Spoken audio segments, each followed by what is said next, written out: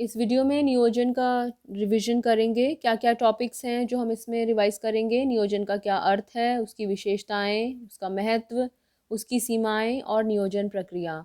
हम इससे पहले 3 चैप्टर्स रिवाइज कर चुके हैं। 16 नंबर का अपना सिलेबस रिवाइज कर चुके हैं बेटा। और अभी जो नियोजन और अगला चैप्टर संगठन, ये दोनों मिलाकर 14 नंबर के हैं जिनका हम रिविजन करेंगे। शुरू करते हैं नियोजन के अर्थ से। सबसे पहले नियोजन की परिभाषा। नियोजन का अर्थ है पहले से यह तय करना, पहले से यह तय करना कि भविष्य में क्या करना है, कैसे करना है, कब करना है और किसके द्वारा किया जाना है। क्या सवालों के जवाब?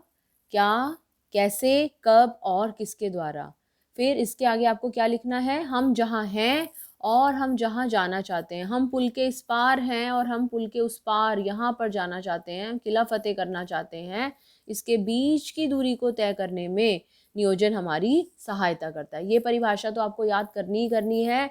इसके अलावा आप कोई भी परिभाषा याद करो, लेकिन ये परिभाषा सबको याद होनी चाहिए। नियोजन की विशेषताएं रिवाइज करते हैं। 7 पॉइंट्स हैं नियोजन की विशेषताओं के। कितने पॉइंट्स हैं नियोजन की विशेषताओं के? 7 पॉइंट्स। नंबर 1, उद्देश्यपूर्ण। उद्देश्यपूर्ण का मतलब क्या होता है?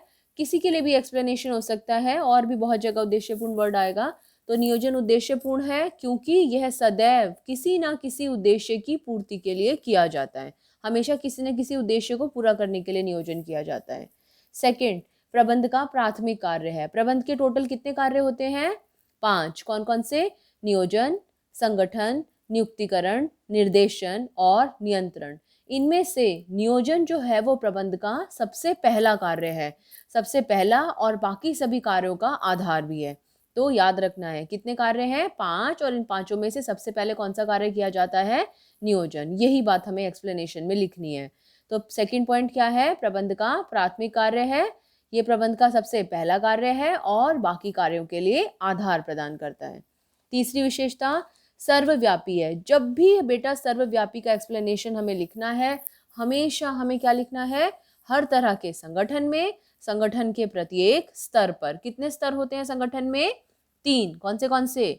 उच्च स्तर, मध्य स्तर और परिचालन स्तर। तो हम क्या कहेंगे? नियोजन सर्वव्यापी है क्योंकि ये हर तरह के संगठन में और संगठन के प्रत्येक स्तर पर पाया जाता है। 3 विशेषताएं रिवाइज करी हमने। चौथी, निरंतर चलने वाली प्रक्रिया। नियोजन जो है वो निरंतर चलने वाली प्रक्रिया है। निरंतर चलने वाली प्रक्रिया का मतलब क्या होता है? ऐसी प्रक्रिया जो कभी भी समाप्त नहीं होगी। तो नियोजन जो है वो निरंतर चलने वाली, कभी ना समाप्त होने वाली प्रक्रिया कहलाती है। 5वां पॉइंट भविष्यवादी है, because planning is always done for the future. तो योजनाएं हमेशा भविष्य के लिए बनाई जाती हैं, इसलिए ऐसा कहा जाता है कि नियोजन जो है वो भविष्यवादी है, भविष्य का सामना करने के लिए। फ्यूचर अनएक्सपेक्टेशन, जो कोई आकस्मिक स्थितियां आ सकती हैं, उनका सामना करने के लिए योजनाएं बनाई जाती हैं। छठा पॉइंट, कितनी विशेषताएं बताई थी मैंने नियोजन की हैं? 7। तो छठा पॉइंट, निर्णय रचना निहित है। Planning involves decision making. Decision making का मतलब क्या होता है? सवालों के जवाब देना। क्या करना है, कब करना है, कैसे करना है, किसके द्वारा ये कार्य किया जाना है, तो हम इसमें डिसाइड करते हैं। तो नियोजन में अलग अलग ऑप्शंस हमारे पास में होते हैं। हम इस काम को ऐसे भी कर सकते हैं, ऐसे भी कर सकते हैं। तो उन सब में से जो सबसे अच्छा तरीका होता है, हम उसका चुनाव करते हैं। अभी हम जब नियोजन प्रक्रिया को रिवाइज करेंगे तब ये बात हमें और क्लियर हो जाएगी। तो नियोजन में अलग अलग विकल्पों में से सर्वोत्तम विकल्प के चुनाव का निर्णय लिया जाता है। इसलिए ऐसा कहा जाता है कि नियोजन में निर्णय रचना निहित है। नियोजन की आवश्यकता ही तब पड़ती है जब हमारे पास में किसी काम को करने के लिए अलग अलग विकल्प होते हैं। अगर हमारे पास कोई विकल्प ही नहीं है, कोई ऑप्शन ही नहीं है, तो फिर वहां पर हम क्या प्लानिंग करेंगे? हम तो जैसी चीजें चल रही हैं उनको वैसे चलने देंगे। तो 6 पॉइंट्स हमने रिवाइज करे हैं। लास्ट पॉइंट, नियोजन एक मानसिक अभ्यास है। क्यों कहा जाता है मानसिक अभ्यास? क्योंकि इसमें हम बुद्धि का प्रयोग करते हैं। हम सोचते हैं, ओहो अच्छा, इस काम को हम ऐसे भी कर सकते हैं, ऐसे भी कर सकते हैं, ये काम इसके द्वारा भी कराया जा सकता है। So it's a mental exercise. यह एक मानसिक अभ्यास है जिसमें कई बार हमें केस स्टडीज दे रखी होती हैं। उसमें कहते हैं कि उन्होंने सोचा कि वो इस काम को ऐसे कर सकते हैं, इस तरीके से कर सकते हैं। यहाँ पर नियोजन की कौन सी विशेषता दिखाई जा रही है?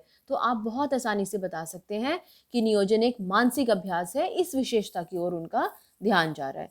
फटाफट एक बार सातों के सातों पॉइंट्स रिवाइज करते हैं।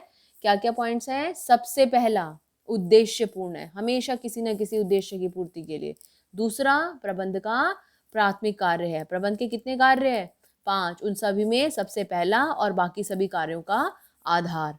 सर्वव्यापी, सर्वव्यापी का मतलब हर तरह के संगठन में, चाहे वो लाभ कमाने वाला संगठन हो, चाहे वो गैर लाभकारी संगठन हो, और संगठन के प्रत्येक स्तर पर।